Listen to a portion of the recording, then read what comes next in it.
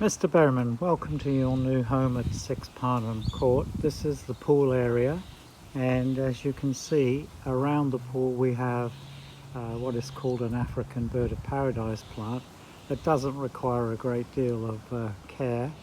The only problem we have at the moment is we have had some very unusual winds in the last week or so, very strong, and they don't really like the wind, so they will break up and die off.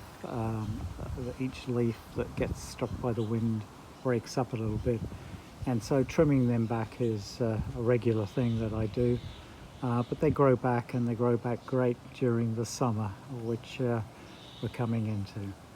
The pool's easy to maintain. It's relatively straightforward. It's a mineral pool, therefore it uses certain types of chemicals. It may be called a chemical-free pool, but you do need to add Aquabrite, which is an oxidizer.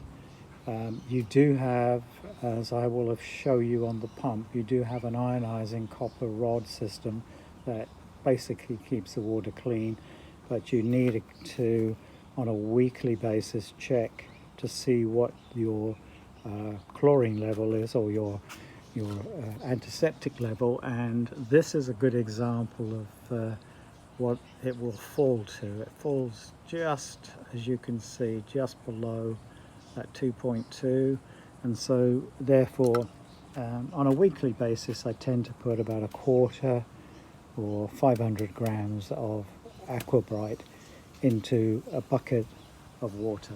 So I will do that today.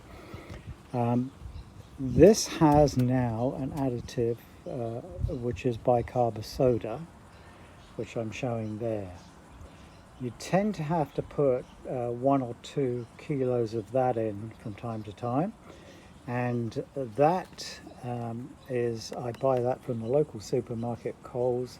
It's the cheapest way to get it, and when it's on special I usually get 10 at a time. Does me for some time. I buy the Aquabrite from a local supplier. There is only one supplier in the Gold Coast, and they live in Arundel and they work out of their house. So I go and I buy a box of this Aquabrite. It costs about $375, but it lasts me for a very long time, and it's been quite economical compared to, say, chlorine.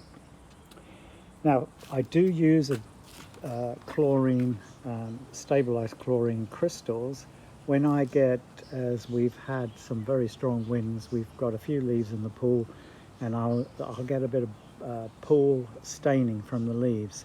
It looks awful, but literally a few grains of this sprinkled over the water, right over the top of it, and it'll be gone in 5 minutes, even quicker if the pool vacuum goes over the top of it. And so you do lose a little bit of chlorine, stabilized chlorine, and this is the test set, which is specifically for this type of pool. So I have done my test this morning. I have an alkaline test and I have the acid test, and they all indicating that I need to put a bit of bicarb soda in. I'm going to put this in first and test again because it has already got bicarb soda. So that's really the pool from this perspective. When you put the Aquabrite into a bucket of water, it fizzes and pretty much mixes itself, but I do use this ladle just to make sure it's fully stirred up. Now we've got a few leaves in there. As I said, we've had an unusually windy day, and that's the vacuum connection there. So cleaning that out from time to time is really important, as is keeping an eye in this weather on the actual water level. It's a bit low today, so I'm filling it up to about 1.5 tiles from the top, and that will then be okay running it like that. In hot, dry weather with wind, you're going to lose a bit of water from the pool, so just keep an eye on that one. The vacuum works great. I leave it on for 8 hours a day with a 1 hour break. So the timer on the pool comes on at 8 o'clock, goes off at 12, 1 till 5.